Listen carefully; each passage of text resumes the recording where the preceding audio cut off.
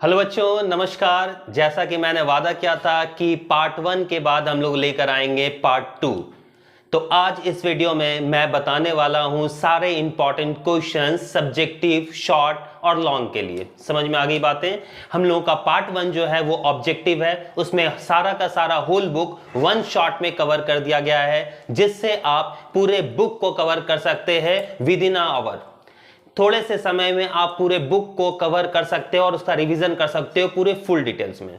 तो आज के वीडियो में मैं बताऊंगा आप लोगों को सब्जेक्टिव्स में क्या क्या क्वेश्चंस पढ़ने चाहिए और कौन कौन से क्वेश्चन आपको इंपॉर्टेंट है, थ्योरीज में क्या पढ़ लेना है और न्यूमेरिकल में किस क्वेश्चन पे ज्यादा ध्यान देना है, ताकि आप अच्छा स्कोर करके आओ। तो जल्दी से हम लोग स्टार्ट करते हैं आज का ये वीडियो।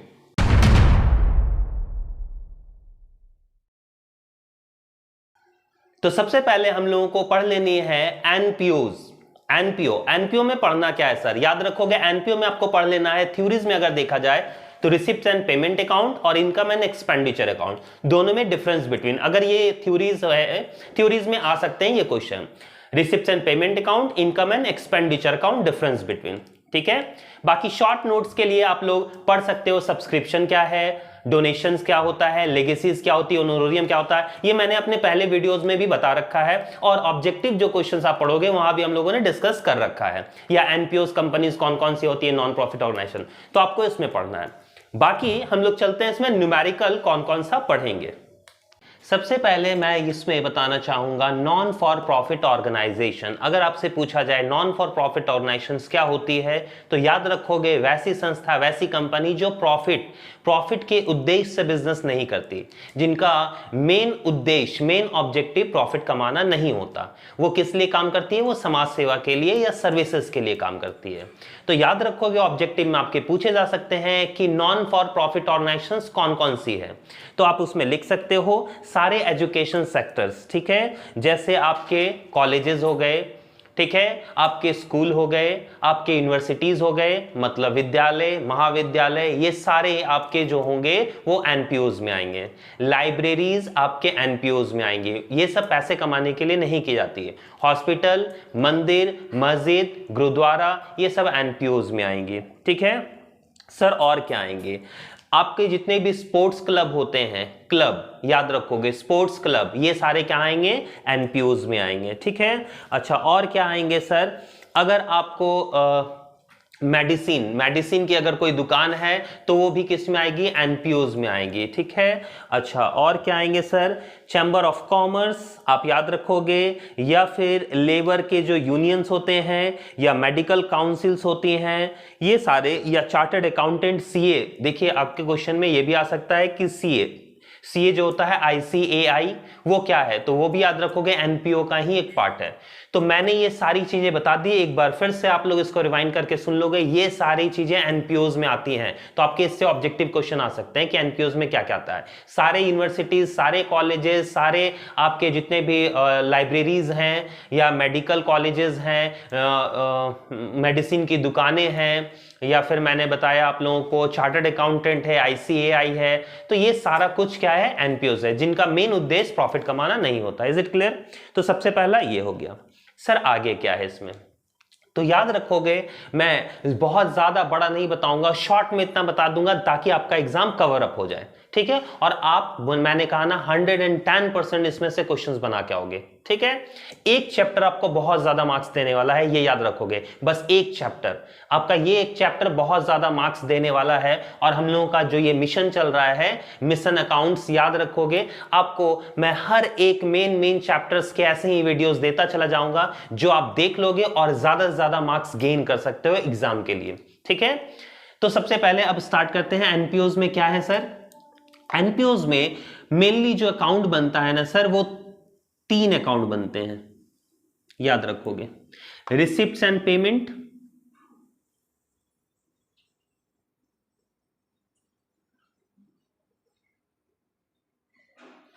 और इनकम एंड एक्सपेंडिचर,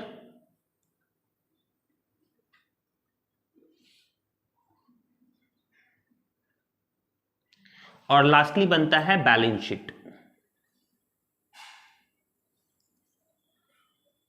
याद रखना है आपको, 3 अकाउंट बनते हैं, receipts and payment, income and expenditure and balance sheet.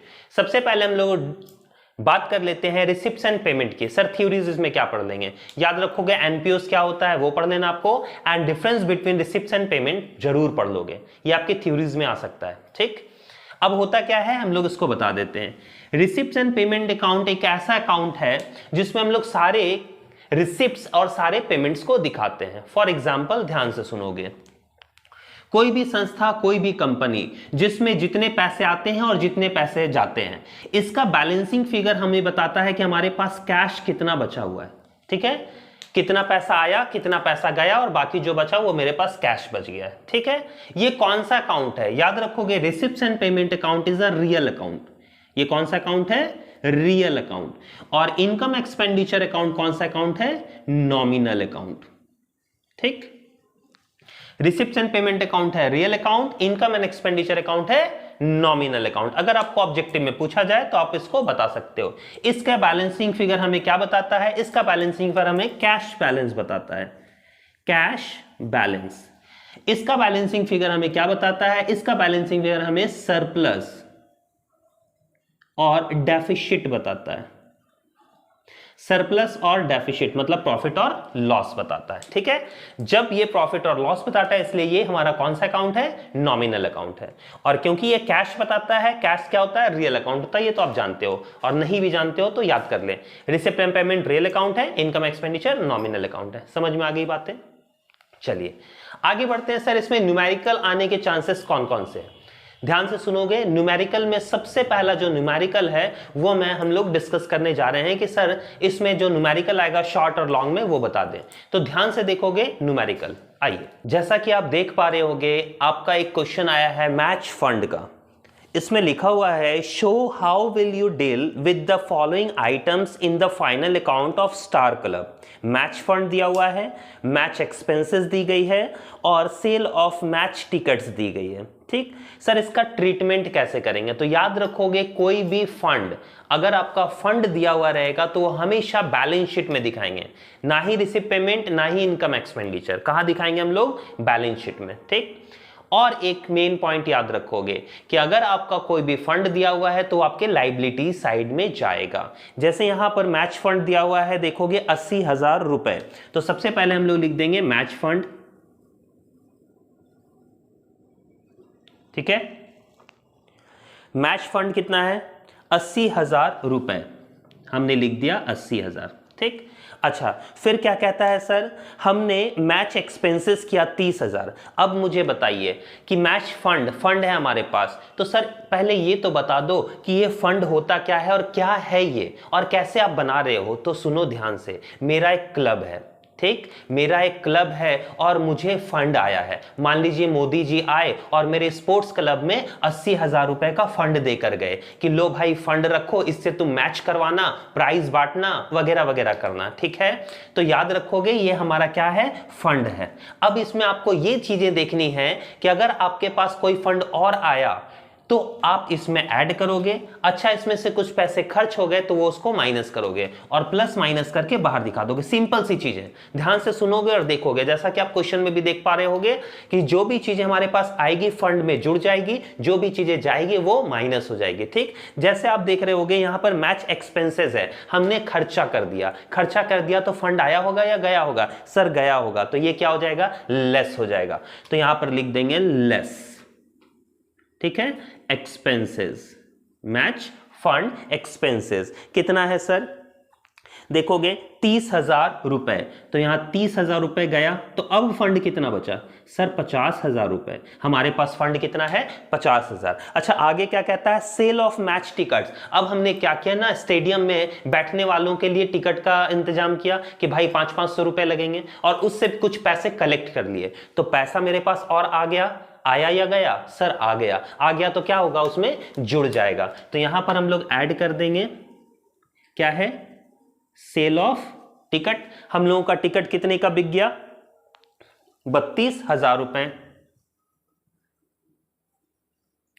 32,000 रुपए। अब ये कितना हो गया टोटल सर? 82,000 बन गया ये आपका क्वेश्चन। तो सिंपल सी क्वेश्चन है, ध्यान से देखोगे कि हमारे पास जो भी चीजें हैं, क्या करना है आपको, देखना है कि हमारे पास फंड आया या फंड गया।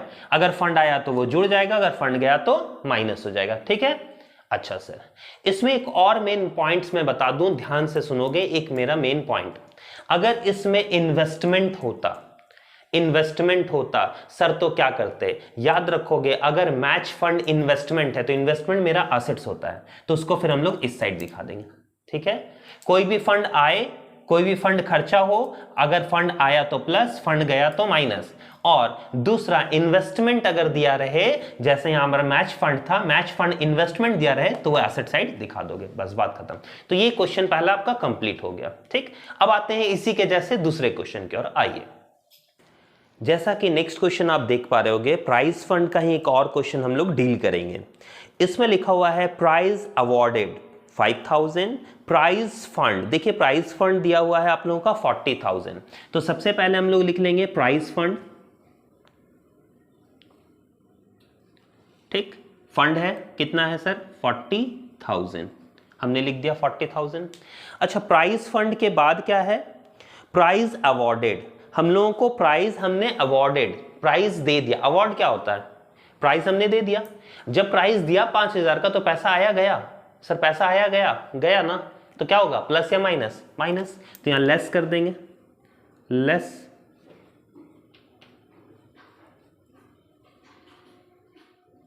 प्राइज अवॉर्डेड कितना सर, 5,000 रुपए।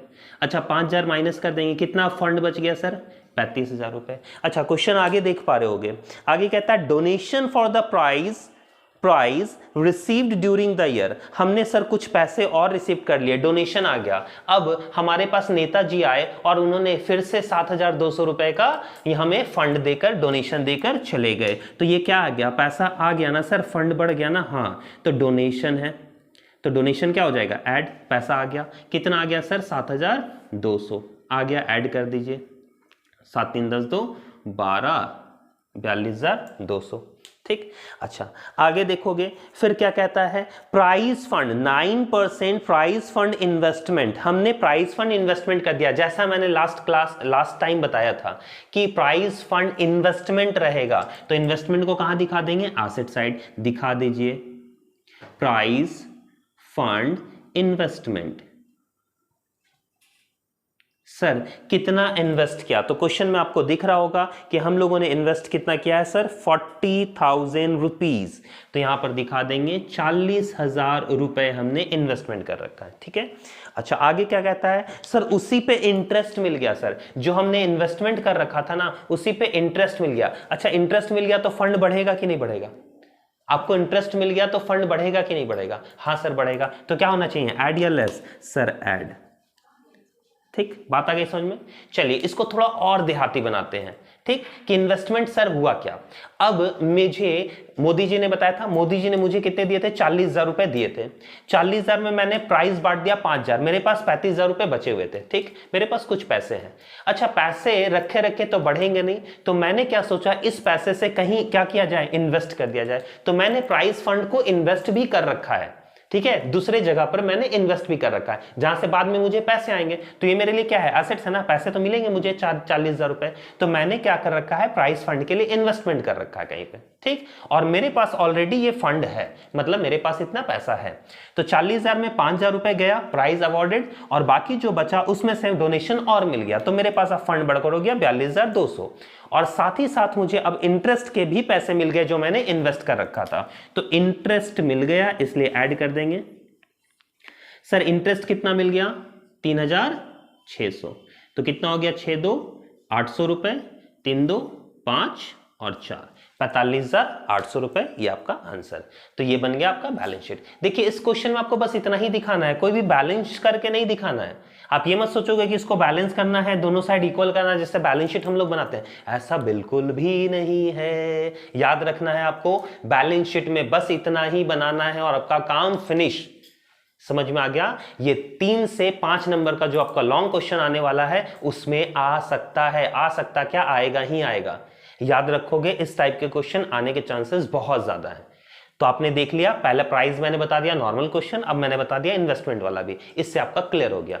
और जहां भी आपका कुछ भी आएगा आपको देखना है कि वो फंड को बढ़ा रहा है या फंड को घटा रहा है। फंड में पैसा आया ऐड, फंड से पैसा गया माइनस, बात खत्म, समझ गए।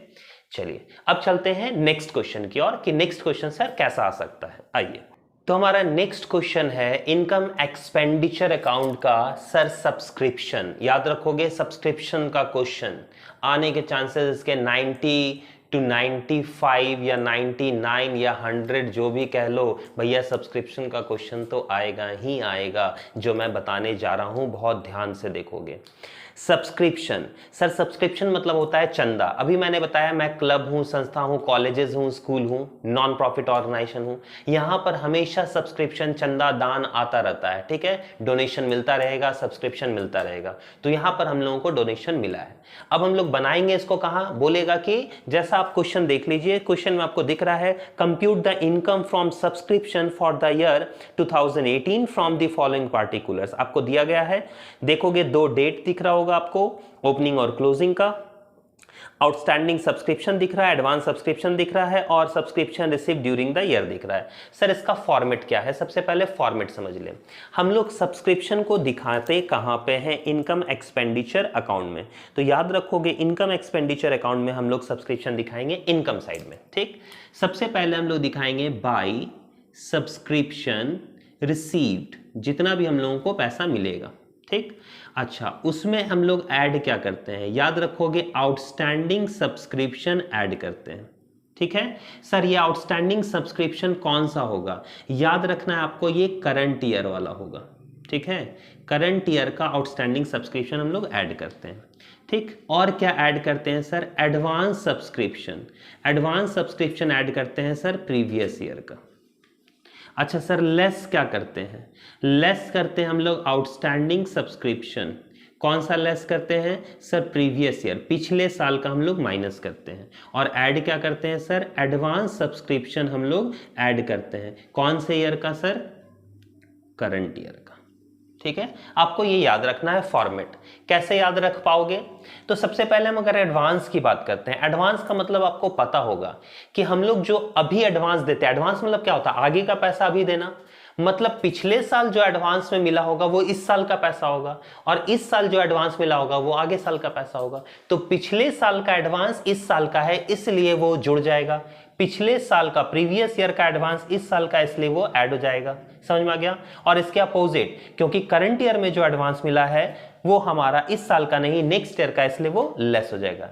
इनकम एक्सपेंडिचर में याद रखोगे हम लोग जितना भी इस ईयर का रहता है हम लोग बस वही दिखाते हैं, ना ही हम प्रीवियस ईयर का दिखाते हैं ना ही हम नेक्स्ट ईयर का दिखाते हैं। जो हमारा करंट ईयर का है बस वही अमाउंट दिखाते हैं, और ये पूरा फॉर्मेट है। एक बार आप फॉर्मेट कॉपी कर लें। चलिए फॉर्मेट आपने कॉपी कर लिया, अब इसको हम लोग क्वेश्चन के अकॉर्डिंग बनाते हैं। सबसे पहले अगर आप देख पा रहे होगे, देखिए मैं इस कॉलम को और बड़ा कर देता हूं ताकि हम लोग ज्यादा से ज्यादा अच्छे से समझ पाएं। ध्यान से देखोगे क्वेश्चन आपको दिख रहा है, सबसे पहले सब्सक्रिप्शन रिसीव्ड लिखा हुआ है, आपको खोजना है सब्सक्रिप्शन रिसीव्ड। तो सब्सक्रिप्शन रिसीव्ड खोजें। रिसीव्ड कितना है सर, 2,24,000, तो यहां पर लिख देना है आपको 2,24,000, ठीक। अब आपको 2 साल दिख रहा होगा, एक ओपनिंग और एक क्लोजिंग, ठीक है, बात समझ में आ गई। तो सर कौन सा करंट ईयर है कौन सा प्रीवियस ईयर है, अगर ऐसा क्वेश्चन आता है तो याद रखोगे जो पहले है वो प्रीवियस है, जो बाद में है वो करंट है। मतलब ओपनिंग मेरा प्रीवियस ईयर हो गया, क्लोजिंग मेरा करंट ईयर हो गया, क्योंकि ओपनिंग 1 तारीख दिया हुआ मतलब पिछले साल का बैलेंस है। समझ में आ रही है ना बातें। तो याद रखेंगे ऐसे दिया रहेगा, या फिर आपको ईयर्स दिया रहेगा कि किस साल के लिए हम लोगों को बनाना है। जिस साल के लिए बनाना वो मेरा करंट ईयर हो जाएगा और बाकी का प्रीवियस और नेक्स्ट ईयर हो जाएगा, ठीक है। तो सबसे पहले अब बात कर लेते हैं हम लोग सब्सक्रिप्शन रिसीव्ड, दिख गया क्वेश्चन में। उसके बाद आउटस्टैंडिंग सब्सक्रिप्शन करंट ईयर, ठीक। आपको दिख रहा होगा ओपनिंग और क्लोजिंग, तो क्लोजिंग मेरा करंट ईयर है, तो क्लोजिंग में से हम लोगों को क्या निकालना है, आउटस्टैंडिंग सब्सक्रिप्शन। तो देखिए आउटस्टैंडिंग सब्सक्रिप्शन कितना दिख रहा है सर, 6,000 रुपए दिख गया, तो लिख देंगे 6,000 रुपए। अच्छा और क्या जुड़ता है सर, एडवांस सब्सक्रिप्शन, कौन सा, प्रीवियस ईयर वाला। तो प्रीवियस ईयर क्या हो गया, ओपनिंग। ओपनिंग हमारा प्रीवियस ईयर हो गया, तो ओपनिंग में से हम लोग ले लेंगे, कितना है सर ओपनिंग में 1600 रुपए, तो लिख देंगे 1600 रुपए। ये टोटल कितना हो गया, जोड़ लीजिए 600, 6 4 10 और 1 11, 1 2 और 1 3, 2,31,000, ठीक है। अच्छा, इसके बाद देखेंगे outstanding subscription previous year, previous year मतलब ओपनिंग वाला पहले वाला, तो पहले वाला प्रीवियस ईयर का हमारा आउटस्टैंडिंग सब्सक्रिप्शन कितना है सर 9,000 रुपए, लिख दीजिए 9,000। और करंट ईयर का एडवांस सब्सक्रिप्शन, करंट ईयर का एडवांस सब्सक्रिप्शन कितना है सर, तो करंट ईयर का देख लीजिए 4,400 रुपए, तो यहां लिख देंगे 4,400 रुपए। अब इन दोनों को क्योंकि लेस में है माइनस कर देंगे, तो 6 से 4 गया 200, 9 4 13, 13 और 3 11, 8 3 11, 2 2 1 2, 2,18,200। एक बार आप लोग माइनस करके देख सकते हो इसको, 2,18,200 आएंगे। अब इसको बाहर कर देना है 2,18,200, ठीक है। अच्छा, एक बच्ची ने मुझसे क्वेश्चन पूछा था कि सर आपने तो बता दिया करंट ईयर प्रीवियस ईयर, कभी कभी क्या रहता है ना कि किसी किसी का करंट ईयर तो दिया रहता है, प्रीवियस ईयर का दिया ही नहीं रहता है। सपोज कर लेते हैं कि प्रीवियस ईयर नहीं दिया हुआ है। अरे भाई नहीं दिया हुआ है तो नहीं दिया हुआ है, मान लीजिए आपको, पहले तो ये क्वेश्चन देख लीजिए, आप लोग समझ में आ गया। अब मैं इसको इरेज करने जा रहा हूं, ठीक है। हम नेक्स्ट क्वेश्चन की ओर जा रहे हैं, और अगर इस क्वेश्चन में कोई डाउट होगा तो आप फॉर्मेट के अकॉर्डिंग देख सकते हो, क्वेश्चन के अकॉर्डिंग देख सकते हो, रिवाइंड करके फिर से देख सकते हो, ठीक है। ये बस फॉर्मेट में आपको पुट कर देना है, ठीक है ना। अच्छा, अब मैं जो बताने जा रहा हूं वो सुनोगे। मान लो कि आपका आउटस्टैंडिंग सब्सक्रिप्शन करंट ईयर का दिया हुआ है, लेकिन एडवांस सब्सक्रिप्शन प्रीवियस ईयर का नहीं दिया हुआ है, नहीं दिया हुआ है, छोड़ दीजिए, कोई बात नहीं, बस आपको इसको ऐड करके यहां दिखा देना है। अच्छा, हम लोगों का सर करंट ईयर का एडवांस सब्सक्रिप्शन दिया है, प्रीवियस ईयर का ये वाला नहीं दिया, कोई बात नहीं, जो नहीं दिया है मत लिखिए, जो दिया है उसको लिखिए, जहां पर दिया गया है उसको लिख लीजिए, जो ऐड में है ऐड कीजिए, जो लेस में है लेस कीजिए। अब 2 दे 3 दे 4 दे 5 दे, उससे क्या मतलब बनता है, आपको बस देखना है करंट ईयर, आपको देखना है बस प्रीवियस ईयर, और करंट ईयर प्रीवियस ईयर का आउटस्टैंडिंग और एडवांस सब्सक्रिप्शन देखना है। जो ऐड में है उसको ऐड कीजिए, जो दिया है उसको लिखिए, जो नहीं दिया है मत लिखिए, अपने मन से थोड़े लिखोगे। समझ में आ गई बात है ना। तो ऐसे आपको क्वेश्चन बना लेना है, ये मोस्ट इंपॉर्टेंट क्वेश्चन में से एक है। चलिए और क्वेश्चन की ओर बढ़ते हैं और चलते हैं नेक्स्ट क्वेश्चन में। चलिए, हमारा नेक्स्ट जो है वो है stationery consumed. Sir stationery consumed, देखिए आप लोग ये जितने भी मेथड्स देख रहे हो, जितने भी टॉपिक्स देख रहे हो, बहुत अच्छे से पढ़ लोगे, नहीं तो लास्ट टाइम पर हो सकता है कि आपको ऐसा लगे कि काश हम देख लिए होते, हम बना लिए होते, समझ लिए होते, तो ये क्वेश्चन कवर हो जाता। तो ध्यान रखोगे, आपको बहुत अच्छे से ये वीडियो देख लेना है, समझ लेना है, और 1-2 बार प्रैक्टिस भी कर लेने हैं, ठीक है। आपके ये same as it is questions देखोगे, सेट में भी दिए हुए हैं, सेट में भी आपका ये क्वेश्चंस है, मतलब आने के चांसेस बहुत ज्यादा हैं, ठीक है, इसलिए आप इसको देख भी लोगे। अब हम लोग बनाने जा रहे हैं स्टेशनरी कंज्यूम्ड। अगर सर स्टेशनरी कंज्यूम्ड दे दिया निकालने के लिए तो कैसे बनाएंगे, इसका फॉर्मेट याद रखोगे। तो सबसे पहले अमाउंट पेड, सबसे पहले हम लोगों को लिखना रहता है, इसमें खोजोगे अमाउंट पेड, ठीक, जो भी अमाउंट पेड रहेगा आपको वो लिख देना है। इसमें ऐड करना है opening stock, opening stock of जो भी रहेगा मटेरियल, जैसे यहां स्टेशनरी है, आपको वो ऐड कर देना है, ठीक है। और क्या ऐड करना है sir, closing balance of creditor, याद रखना आपको closing balance of creditor add कर देना है। सर लेस क्या करना है, लेस करना है क्लोजिंग स्टॉक ऑफ स्टेशनरी, उसी का उल्टा लेस हो जाएगा और उसी का उल्टा लेस हो जाएगा। क्लोजिंग अगर यहां पर ऐड हो रहा है तो यहां opening balance of creditor less कर देना है। आपको समझ में आ गई बातें, ये फॉर्मेट है, बाकी जो अमाउंट आएगा वो आपका मटेरियल कंज्यूम्ड आ जाएगा, ठीक है। तो कभी भी मटेरियल कंज्यूम बोले, स्टेशनरी कंज्यूम बोले, मेडिसिन कंज्यूम्ड बोले, कुछ भी बोले, आपको ऐसे निकाल लेना है। क्या है फॉर्मेट, अमाउंट पेड जितना भी दिया रहेगा वो लिख देना है, ओपनिंग स्टॉक ऑफ जो भी रहेगा, जैसे यहां स्टेशनरी है तो स्टेशनरी का ऐड कर देंगे। अच्छा, क्लोजिंग बैलेंस ऑफ क्रेडिटर को ऐड कर देंगे, क्लोजिंग स्टॉक को माइनस कर देंगे और ओपनिंग बैलेंस क्रेडिटर्स को माइनस कर देंगे। तो चलिए हम लोग क्वेश्चन देखते हैं। क्वेश्चन में क्या कहता है? कहता है कि extract from the receipts and payment account for the year ended 31 March 2019 are as follows. हम लोगों को दिया गया है सर पेमेंट है स्टेशनरी का 23,000, सर पेमेंट है 23,000, लिख दिया हमने। अच्छा, उसके बाद ऐड क्या करते हैं? ओपनिंग। तो लिखा गया है स्टॉक दिया गया है, तो ओपनिंग स्टॉक क्या करना है हमको? ऐड कर देना है। तो यहां पर देखो ओपनिंग स्टॉक कितना दिया गया है सर? 4,000। तो 4,000 ओपनिंग स्टॉक। और closing balance of creditor, closing balance creditors का देख लीजिए कितना दिया हुआ है? 2,500। तो यहां लिख देंगे 2,500। तो 4 2 कितना हो गया? 6,500 ऐड हो जाएगा। तो कितना हो गया? 6 3 9, 29,500। अच्छा सर माइनस क्या होगा? Closing stock. क्लोजिंग स्टॉक कितना है सर? 3,000। देख ले क्वेश्चन में आपको दिख रहा होगा। अच्छा, closing balance of creditor sir, sorry, opening balance of creditor, opening balance कितना दिया है? 9,000। तो यहां लिख देंगे 9,000। तो 9 3 कितना हो गया? 12,000। अब इसको माइनस कर लेंगे, ये आ गया 500, 7 2 9, 2 से 1 गया 1, 17,500 इसका आंसर है। देखिए 2-2 मिनट का क्वेश्चन है, 2 मिनट भी नहीं लगने वाला आपको और मार्क्स अच्छे खासे आपको मिलने वाले हैं।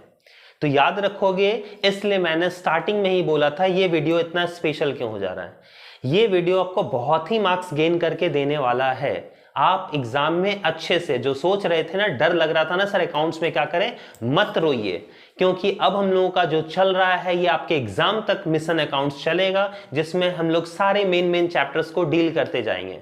बस आपको वीडियोस देखने हैं, बैक टू बैक वीडियोस देखते जाइए और इसको पढ़ते जाइए, जिससे आपका अच्छा खासा मार्क्स कवर हो जाएगा। मैं हर चैप्टर के इंपॉर्टेंट क्वेश्चंस भी बता रहा हूं और इंपॉर्टेंट टॉपिक की, इतना पढ़ के चल जाएं आपका एग्जाम अच्छा जाएगा। समझ में आ गया?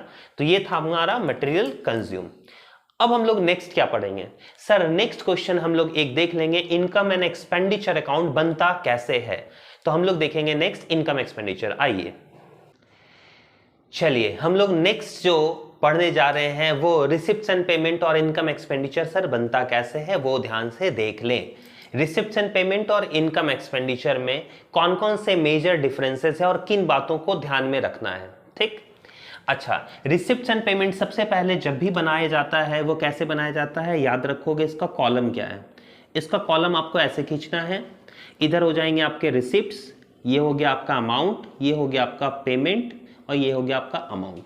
जितना भी पैसा आया सारा डेबिट साइड 2 में दिखाना है, जितना भी पैसा गया सबको बाई में दिखाना है। ठीक है, आप तो पहचान ही लोगे पैसा कौन सा आया और कौन सा गया। बस ये याद रखना है कि एक्चुअल रिसिप्ट्स और एक्चुअल पेमेंट को आपको दिखाना है। जितना भी पैसा आया, whatever it is related to the current year, next year, previous year, कुछ भी, कितना भी पैसा आए, वो इस साल का हो, पिछले साल का हो, नेक्स्ट ईयर का हो, कहीं का भी पैसा हो, जितना पैसा आया आपको सबको 2 में दिखा देना है, जितना पैसा गया आपको बाई में दिखा देना है और माइनस करके बैलेंसिंग फिगर CD निकाल देना है। ठीक है, जैसे अगर रिसिप्ट पेमेंट आपका आ गया बनाने के लिए तो ओपनिंग बैलेंस कैश का दिया रहेगा, तो लिख देना है टू बैलेंस BD और जितना भी पैसा आया है सबको 2 में लिखते जाओगे। ठीक, जितना भी एक्सपेंडिचर हुआ बाई में लिखते जाओगे। ठीक है, सबको जोड़ोगे। ठीक, इधर जोड़कर मान लीजिए 10,000 आ गया और इधर जोड़कर सिर्फ 8,000 ही आ रहा है टोटल, तो 2,000 कम है इधर, तो यहां लिख दोगे बाई बैलेंस CD। कितना आ जाएगा सर? 10 का 10 इधर हो गया और 10 में से 8 गया, 2,000 बच गया। कहने का मतलब है हमारे पास पैसे रिसिप्ट्स कितने हुए? 10,000 और हमने खर्च कितना किया? 8,000, तो बच कितना गया? 2,000। सिंपल सी चीजें हैं। ठीक है, ये हो गया डेबिट साइड, ये हो गया क्रेडिट साइड। तो याद रखना है आपको, इसका फॉर्मेट ये बनता है। और रिसिप्ट पेमेंट कौन सा अकाउंट है? Real account. Debit what comes in, credit was goes out, payment goes out, receipts आया, पेमेंट गया। इनकम एक्सपेंडिचर क्योंकि ये नॉमिनल अकाउंट है, याद रखोगे, इसलिए ये बनता कैसे है ये भी ध्यान दे लो। इसका फॉर्मेट कैसे बनेगा? इसका फॉर्मेट बनेगा, पहले हम लोग को लिखना है एक्सपेंडिचर। याद रखना है, इसको उल्टा बनाते हैं। एक्सपेंडिचर पहले लिखेंगे, फिर अमाउंट लिखेंगे, फिर इनकम लिखेंगे। सर ऐसा क्यों? ऐसा इसलिए क्योंकि ये नॉमिनल अकाउंट है और नॉमिनल अकाउंट का फॉर्मूला होता है debit all expenses and loss, credit all income and gain. मतलब जो भी एक्सपेंडिचर होगा उसको आपको डेबिट में लिखना है, जो भी इनकम होगा उसको आपको क्रेडिट में लिखना है। बात आ गई समझ में? अब देखिए लिखना कैसे है वो ध्यान दें। आपको रिसीव पेमेंट दिया रहेगा और बोलेगा इनकम एक्सपेंडिचर बनाने के लिए जनरली, अगर तो आपको पता है कि सारे के सारे पेमेंट्स जो हैं वो मेरे क्या हो जाएंगे? एक्सपेंडिचर हो जाएंगे। तो सारे पेमेंट्स को उठाओ और एक्सपेंडिचर में डाल दो। अच्छा, रिसिप्ट्स जो हैं सारे रिसिप्ट्स को उठाओ, रिसिप्ट्स हो गया इनकम, आपको कहां डाल दो? इनकम में डाल दो। ठीक, अब याद रखेंगे सर सारे जाएंगे या कुछ कुछ जाएंगे? तो सर सारे नहीं जाते हैं। कौन कौन से जाते हैं वही हम लोग अब डिस्कस करने वाले हैं। ठीक, कि सर रिसिप्ट्स को इनकम में तो डाल देंगे लेकिन क्या सारे रिसिप्ट्स को डालेंगे? नहीं। याद रखोगे रिसिप्ट्स और पेमेंट में हम लोग कैपिटल नेचर और रेवेन्यू नेचर दोनों को दिखाते हैं, लेकिन इनकम एक्सपेंडिचर में सिर्फ और सिर्फ रेवेन्यू को दिखाते हैं। Revenue nature. सर ये कैपिटल नेचर और रेवेन्यू नेचर क्या है? याद रखोगे कैपिटल नेचर एक ऐसा नेचर होता है जो एक बार होता है, बार बार नहीं होता है। देहाती में समझोगे, जो फिक्स एसेट्स पे खर्च किया जाता है या फिक्स्ड होता है, मतलब एक बार होने वाला। और रेवेन्यू ऐसा होता है जिससे इनकम जनरेट होती है जो बार बार होता है। वैसे खर्चे जो बार बार हो, वैसा इनकम जो बार बार हो। समझ में आ गया? तो इसमें दोनों दिखाते हैं, बार बार वाला भी और एक बार वाला भी। लेकिन इनकम एक्सपेंडिचर में जो बार बार होने वाले खर्चे हैं वही दिखाएंगे, एक बार होने वाला खर्चा नहीं दिखाएंगे। सर एक एग्जांपल बता दो, सुनोगे। परचेज ऑफ लैंड, मैंने परचेज किया लैंड, तो हमने सामान खरीदा तो पेमेंट हो गया। हाँ सर, तो यहां हम लोग लैंड दिखा देंगे, परचेज ऑफ लैंड। लेकिन लैंड में बार बार खरीदूंगा क्या? हर साल खरीदूंगा, हर महीने खरीदूंगा? नहीं सर। तो हम लैंड को रिसीव पेमेंट में तो दिखाएंगे लेकिन इनकम एक्सपेंडिचर में नहीं दिखाएंगे क्योंकि वो मेरा एसेट्स है, हम एक बार खरीद रहे हैं। ठीक है। अच्छा, इलेक्ट्रिसिटी बिल क्या बार बार देते हो? हर महीने देते हो? हाँ सर, हर महीने पेमेंट करते हैं। तो क्या हर महीने देते हो? तो यहां दिखाएंगे। हाँ सर, तो हम लोग रेवेन्यू नेचर का है इसलिए यहां दिखाएंगे। समझ में आ गई बातें? तो आपको रिसिप्ट एंड पेमेंट से वो चीजें चुननी है और इनकम एक्सपेंडिचर में डालनी है जो बार बार होती है। जो एक बार होती है उसको नहीं डालना है। और सिंपल सा क्या है, पेमेंट को उठाओ एक्सपेंडिचर में डालो, रिसिप्ट को उठाओ इनकम में डालो। ठीक है, जैसे हम 2-4 क्वेश्चन अभी हम दिखा देंगे कि कैसे बनाया जाता है। आपको बस चुनने हैं वैसे वैसे आइटम्स जो आपके बार बार होने वाले हैं। ठीक, अब क्या क्या इनकम हो सकता है सर? 2-4 चीजें मैं बता देता हूं। जैसे डोनेशन, याद रखोगे डोनेशन, डोनेशन आपको दान जो मिला है वो आपका इनकम हो गया। सब्सक्रिप्शन, चंदा, आपको दान मिला है, आपको इनकम हो गया, आपको दिखाना है यहां पर। समझ में आ गई बातें? अच्छा, और क्या क्या चीजें हैं सर? तो और आपको लिखा हुआ रहेगा उसमें एक्सपेंडिचर जो खर्चे होते हैं। लेकिन याद रखोगे कि जो स्पेशल खर्चे हों, जैसे लिखा हुआ है डोनेशन हमको मिला है for specific person, donation for construction of building, donation for making a swimming pool, हमने स्विमिंग पूल बनाने के लिए, कंस्ट्रक्शन करने के लिए बिल्डिंग, बहुत सारी चीजों के लिए हम लोगों को अगर मिला है फंड तो फिर हम नहीं दिखाएंगे, वो एक बार का फंड है। सर कैसे? मान लीजिए कि मेरा अभी स्पोर्ट्स क्लब था, हम लोग आगे से पढ़ रहे हैं। अब स्पोर्ट्स क्लब में मोदी जी आए और बोले कि भाई यहाँ स्विमिंग पूल बना दो, लो ये 10 लाख रुपए पकड़ो और यहाँ स्विमिंग पूल बना दो, बच्चे प्रैक्टिस करेंगे। ठीक, मैंने पैसे ले लिए। अब 1 साल के बाद मोदी जी आते हैं और देखते हैं अच्छा स्विमिंग पूल नहीं बना है, अच्छा फिर से ले लो 10 लाख रुपए, फिर बना लेना। फिर मोदी जी चले गए, फिर नेक्स्ट ईयर आए, अच्छा फिर से नहीं बनाए, पैसा खा गए, अच्छा ले लो फिर से। क्या ऐसे करेंगे? नहीं सर, दोनों किडनी निकाल लेंगे। तो याद रखेंगे कि हमारा स्पेसिफिक पर्पस के लिए कोई भी फंड मिले, कोई भी पैसा मिले, वो एक बार मिलता है, बार बार नहीं मिलता है। इसीलिए नॉर्मल डोनेशन है वो तो दिखाएंगे, लेकिन डोनेशन फॉर फलाना ढकाना कुछ लिखा रहे तो वो डोनेशन नहीं दिखाएंगे। देखिए मेन पॉइंट्स मैं बता दे रहा हूं, याद रखोगे, सुनोगे, इसको नोट डाउन कर लोगे कॉपी में। ठीक है, एग्जाम में बहुत ही आपको हेल्प करने वाला है। ठीक, तो सर अब इनकम एक्सपेंडिचर में देखना क्या है, कौन कौन से मेरे इनकम हैं, लेकिन वैसे ही इनकम को डालने हैं जो बार बार होने वाले हो। अच्छा, एक्सपेंडिचर में डालना तो है सारा, लेकिन वैसे इनकम जो बार बार हो, ये आपको याद रखनी है। ठीक, समझ में आ गई बातें? सर और क्या नहीं दिखाना है?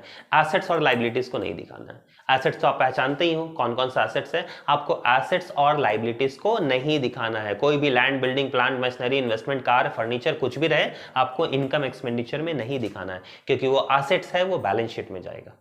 समझ में आ गया? अब हम लोग एक क्वेश्चन बनाते हैं, आइए। चलिए सर, अब हम लोग देख लेते हैं एक इनकम और एक्सपेंडिचर अकाउंट बनाया कैसे जाता है। देखिए लॉन्ग क्वेश्चन में आने वाला है, आप एक बार इसको देख लोगे आराम से क्वेश्चन बना पाओगे। एक बार देख लें, इसमें ये लास्ट टॉपिक है आप लोगों का, इसको देखकर आप लोग आराम से बना सकते हो। तो जैसा क्वेश्चन आप लोग देख पा रहे होगे, from the following information prepare income and expenditure account. आपको आय व्यय खाता बनाना है। सबसे पहले है income from subscription. Sir income हुआ सब्सक्रिप्शन से, कह ही रहा है साफ साफ इनकम फ्रॉम सब्सक्रिप्शन, लिख देंगे इनकम में by subscription. Sir subscription received कितना हुआ, तो ध्यान दें सब्सक्रिप्शन रिसीव्ड हम लोगों का हो गया है 2,20,000 रुपए, लिख देंगे 2,20,000।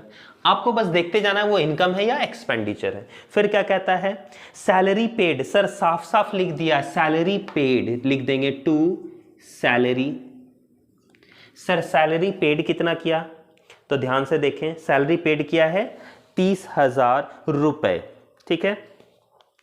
अच्छा सर उसके नीचे भी कुछ लिखा हुआ है, हाँ भाई हाँ, लिखा हुआ है आउटस्टैंडिंग सैलरी।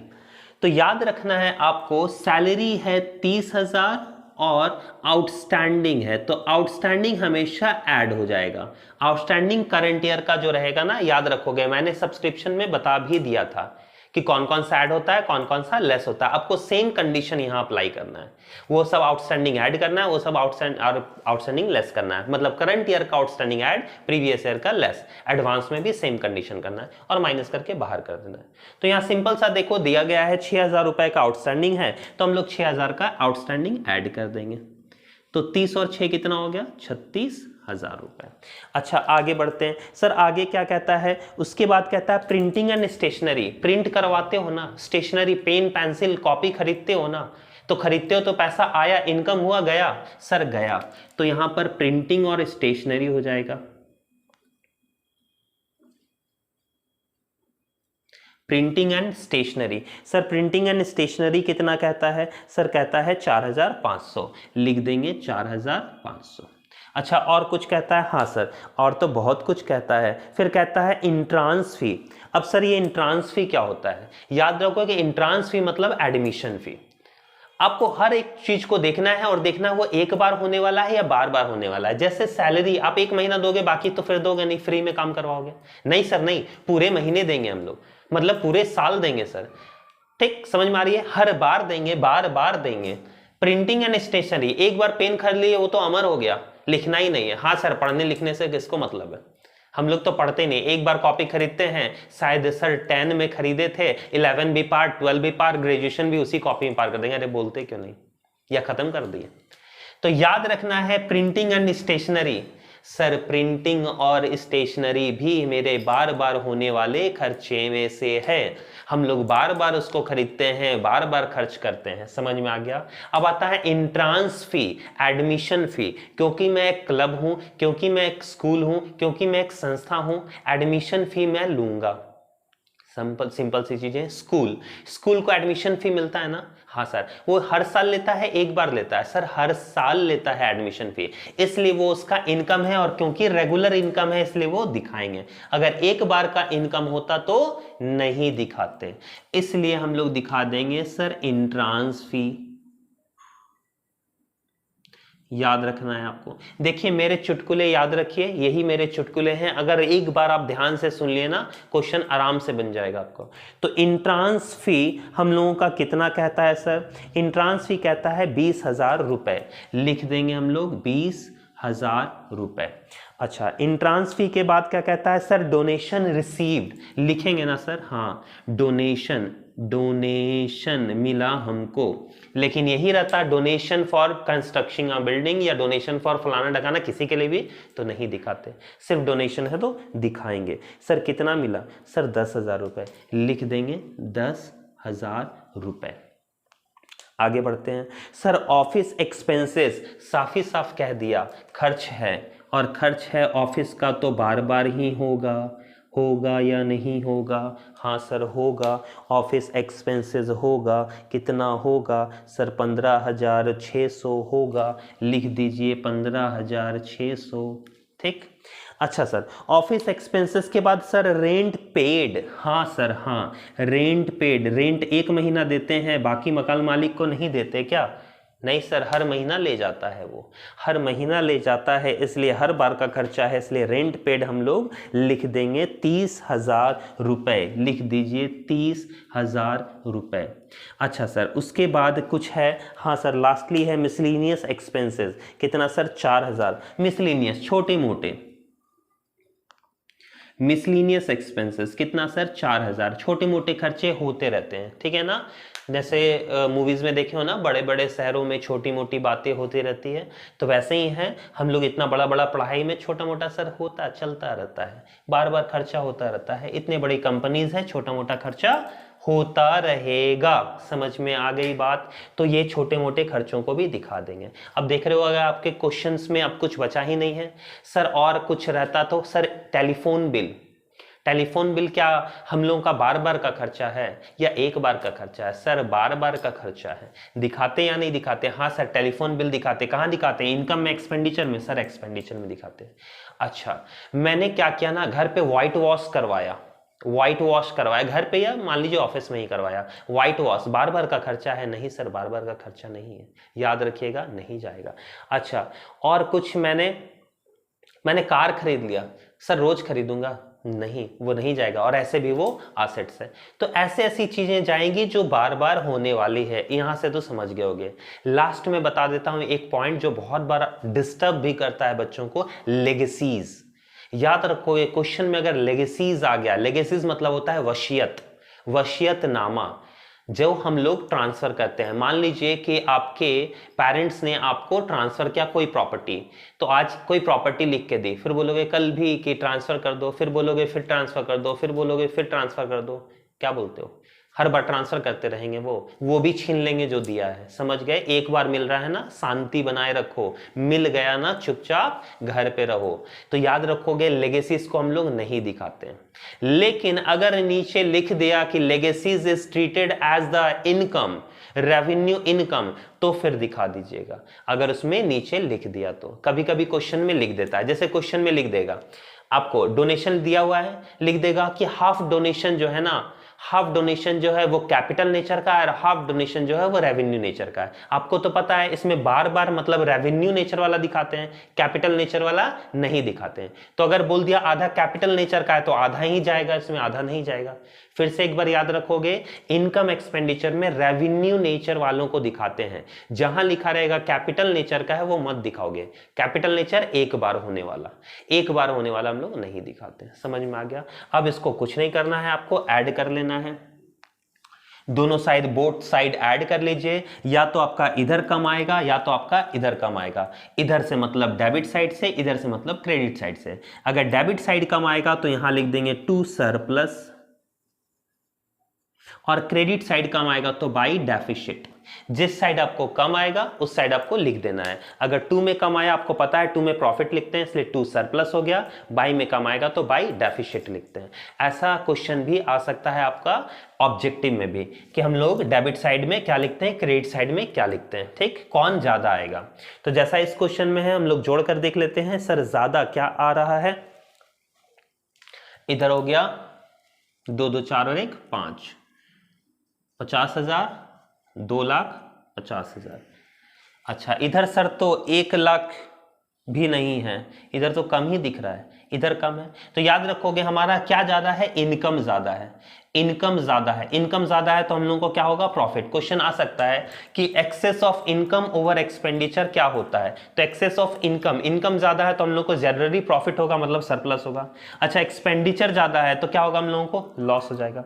तो सर इधर ज्यादा है, सेम अमाउंट लिख देंगे 2,50,000, और इससे ये सारे पॉइंट्स को माइनस करेंगे और माइनस करके सरप्लस में लिख देंगे, जो आ जाएगा आपका 1,59,900, 1,59,900। आप लोग माइनस करके देख लोगे। ठीक है, मतलब आपको सेम लिख देना है, रफ में जोड़ के देख लोगे किधर ज्यादा है किधर कम है, जिधर कम रहेगा उधर बैलेंसिंग फिगर दिखा देना है, अगर इधर कम है तो सरप्लस, इधर कम है तो डेफिसिट दिखा देना है। यहां पर ये होता है खत्म और अच्छा खासा मार्क्स आप लोगों का कवर हो जाएगा इस चैप्टर से। तो आपको पता है आपको पढ़ना क्या क्या है। स्टार्टिंग में मैंने जितने भी टॉपिक्स बताए हैं उस टॉपिक को पढ़ लेना है। जैसे मैंने बताया इनकम एक्सपेंडिचर में डिफरेंस, वो थ्योरीज में आ सकता है आपका। और ऑब्जेक्टिव के लिए ने बता दिया कि कौन कौन सी संस्थाएं, कौन कौन सी कंपनीज हैं जो एनपीओज हैं। ठीक, जैसे बहुत बार क्वेश्चन आ चुका है कि झारखंड एकेडमिक काउंसिल जो है वो क्या है, एनपीओ है या नहीं है। तो हाँ भाई हाँ, झारखंड एकेडमिक काउंसिल एक यूनिवर्सिटीज है। मैंने बताया कॉलेज, यूनिवर्सिटीज, फर्म जो भी है हमारी, वो सब क्या है, एनपीओज है। उनका मेन मोटिव पैसा कमाना नहीं होता, उनका मेन मोटिव होता है बच्चों को पढ़ाना, समाज सेवाएं करना, ठीक है, सर्विसेज देना। ठीक, तो यहां पर आप लोगों को वो पढ़ लेना है। बाकी मैंने बता दिया फंड के बारे में, बैलेंस शीट में फंड कहां जाता है, कैसे जाता है, इन्वेस्टमेंट होगा तो कहां जाएगा वो मैंने बता दिया। इनकम एक्सपेंडिचर मैंने कैसे बनता है, रिसिप्ट्स एंड पेमेंट में क्या क्या दिखाते हैं, कैपिटल नेचर क्या होता है, रेवेन्यू नेचर क्या होता है, इससे भी क्वेश्चन ऑब्जेक्टिव्स आ सकते हैं, ये मैंने सारा डिस्कस कर दिया। सब्सक्रिप्शन कैसे बनाया जाता है तो याद रखोगे आउटस्टैंडिंग, एडवांस, मैंने सारा कुछ उसमें दिखा ही दिया है आपको। तो यहां इस चैप्टर में बाकी तो एनपीओ के न्यूमेरिकल्स हम लोगों ने देख लिए। अब हम लोग देखते हैं इंपॉर्टेंट क्वेश्चन, सर और क्या पढ़ ली जाए। तो रिसिप्ट एंड पेमेंट में न्यूमेरिकल क्वेश्चंस के बाद आपको गुडविल पढ़ लेना है। गुडविल के न्यूमेरिकल क्वेश्चंस जो मैं आगे डिस्कस भी कर दूंगा कि न्यूमेरिकल क्वेश्चंस बनते कैसे हैं गुडविल के, ठीक है। तो गुडविल आपको पढ़ लेना है, उसके न्यूमेरिकल क्वेश्चंस पढ़ लेने हैं। शॉर्ट में गुडविल का टाइप्स जो है, कैट गुडविल, रैट गुडविल, ये सब पढ़ लेना है आपको। चलिए, और उसके बाद न्यूमेरिकल सर क्या आएगा जो श्योर है न्यू प्रॉफिट शेयरिंग रेशियो। मैंने बताया भी था, मेरा पार्टनरशिप का एक वीडियो है जिसमें मैंने पांचों मेथड बता रखी है कि न्यू प्रॉफिट शेयरिंग रेशियो कैसे कैलकुलेट किया जाता है। तो आप वो वीडियो देख सकते हो जिसमें आपको पूरा का पूरा न्यू प्रॉफिट शेयरिंग रेशियो मिल जाएगा, जिसमें आपको या तो शॉर्ट या तो लॉन्ग 3 मार्क्स या 5 मार्क्स कवर हो जाएगा। समझ में आ गई बातें। तो आप न्यू प्रॉफिट शेयरिंग रेशियो और उसी में आता है सैक्रिफाइसिंग और गेनिंग, जरूर देखें। ये अगर आप देख लेते हो तो आपको 5 to 8 मार्क्स कवर हो जाएगा। चलिए ठीक है, नेक्स्ट आपको पढ़ने क्या है। एक लॉन्ग क्वेश्चन आने वाला है, एडमिशन और रिटायरमेंट, या तो एडमिशन या तो रिटायरमेंट, ज्यादा चांसेस है एडमिशन के आने के, ठीक है, बट रिटायरमेंट भी देख लोगे। उस टाइम पर रिवैल्यूएशन अकाउंट कैसे बनता है, पार्टनर्स कैपिटल कैसे बनते हैं और बैलेंस शीट कैसे बनती है, वो भी नॉर्मल सा क्वेश्चन, बहुत ज्यादा टफ करने की जरूरत आप लोगों को है नहीं। नॉर्मल सा क्वेश्चन देखोगे जिसमें रिवैल्यूएशन मैंने बता भी दिया, decrease of assets, increase of assets आप रिवैल्यूएशन में पढ़ भी चुके हो, आपको पता भी है डिक्रीज कहां लिखते हैं, इंक्रीज कहां लिखते हैं। जैसे रिवैल्यूएशन में सबसे पहले decrease in asset debit side जाता है, increase in assets credit side जाता है, और उसका opposite increase in liabilities debit side जाता है और decrease in liabilities credit side जाता है। आपको देखना है वो बढ़ा है या घटा है, आपको निकाल लेने उससे, ठीक है, और पार्टनर्स कैपिटल बना लेना है। पार्टनर्स कैपिटल में आप लोगों को मैंने डिस्ट्रीब्यूशन भी सिखाया था कि बैलेंस शीट के अंदर जो भी बढ़ता है वो ओल्ड पार्टनर्स ओल्ड रेशियो में बढ़ता है, जैसे रिजर्व का डिस्ट्रीब्यूशन हो गया, पीएल का डिस्ट्रीब्यूशन हो गया, ठीक है, ये आपको देख लेने हैं। अच्छा, एक न्यू पार्टनर जब कैपिटल लेकर आता है और गुडविल लेकर आता है तो एंट्री मैंने लास्ट वीडियो में भी बता रखा है, cash account debit to new partners capital to premium for goodwill और premium for goodwill to AB, या जो भी ओल्ड पार्टनर्स रहेंगे उसमें, ठीक है, ये भी आपको देख लेने हैं। शॉर्ट क्वेश्चन में ये भी आ सकता है। सर और क्या आने के चांसेस है वो बताएं।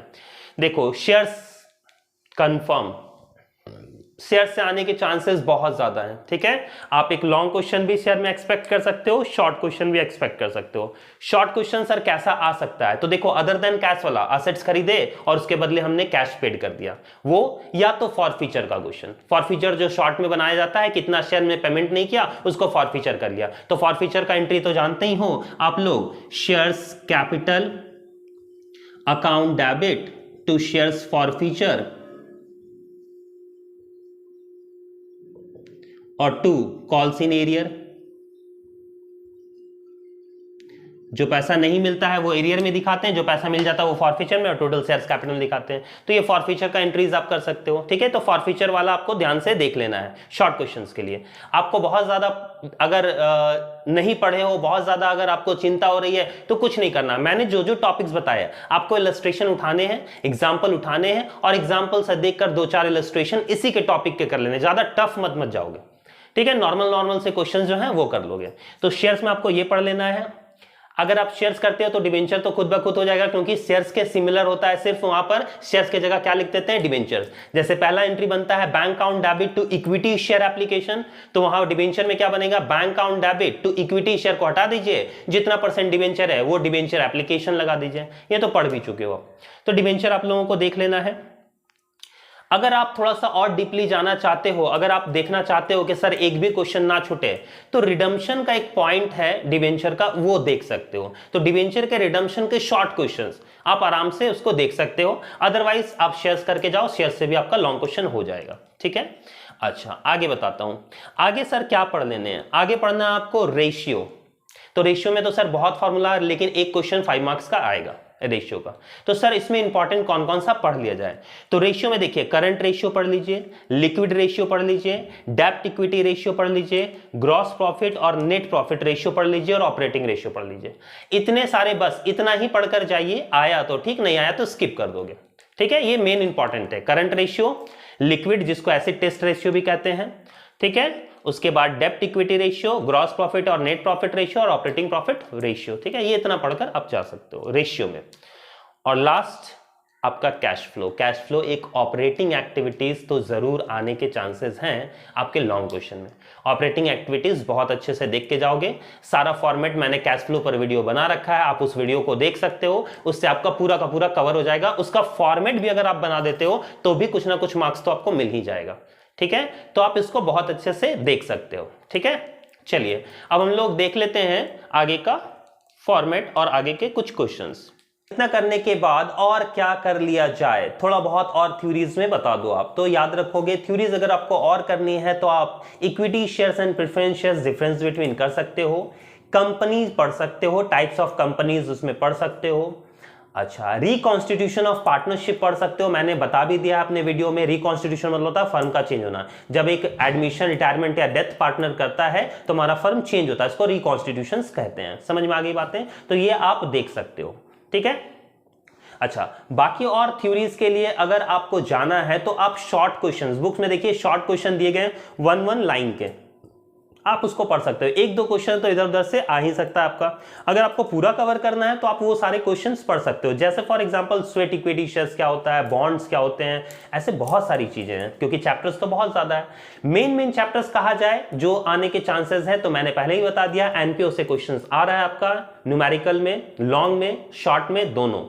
आपका पार्टनरशिप से एक क्वेश्चन आएगा लॉन्ग में, आपके शेयर से एक क्वेश्चन आएंगे लॉन्ग में, आपका अकाउंटिंग रेशियो से लॉन्ग में आएगा, आपका कैश फ्लो लॉन्ग में आएगा। समझ में आ गई। अच्छा, शॉर्ट की बात कर ले तो न्यू प्रॉफिट शेयरिंग रेशियो निकालने या सैक्रिफाइसिंग और गेनिंग निकालने के लिए एक आएगा ही आएगा, ठीक। दूसरा मैंने बताया था आप लोगों को कि जो शेयर्स हैं उसके जो रिडम्पशन वाले क्वेश्चंस हैं, फॉरफीचर वाले क्वेश्चन है वो देख लीजिए, और डिबेंचर्स के रिडम्पशन वाले क्वेश्चन देख लीजिए, वो आप देख सकते हो। तो समझ में आ गई।